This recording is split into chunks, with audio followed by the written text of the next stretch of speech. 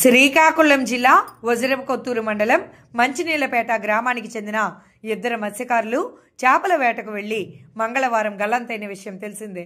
బుధవారం ఉదయం గల్లంతైన ఇద్దరు మత్స్యకారుల మృతదేహాలు తీరానికి కొట్టుకు వచ్చాయి. విషయం తెలుసుకున్న పలాస ఎమ్మెల్యే గౌతు శిరీష ఘటనా స్థలానికి చేరుకుని మృతదేహాలను పరిశీలించారు. మృతుని కుటుంబ సభ్యులను ఓదార్చి ప్రభుత్వ పరంగా బాధిత కుటుంబాలకు అండగా ఉంటామని హామీ ఇచ్చారు.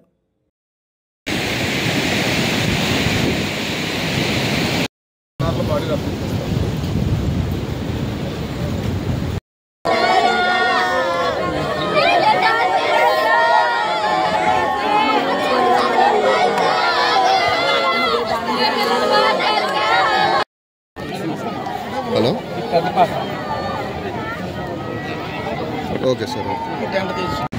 మంచినీళ్ళపేటలో నేను ఉదయం నుంచి మీ అందరికీ తెలుసు, ఒక బోటు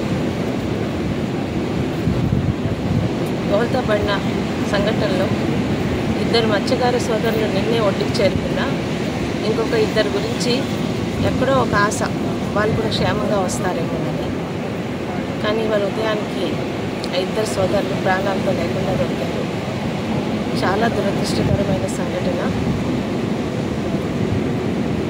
ఆ కుటుంబాలకి ఆ నష్టం ఎప్పటికీ పూడ్చలేము, కానీ పార్టీ తరఫున ప్రభుత్వ పరంగా ఆ కుటుంబాలకి మేము అండగా ఉంటాం.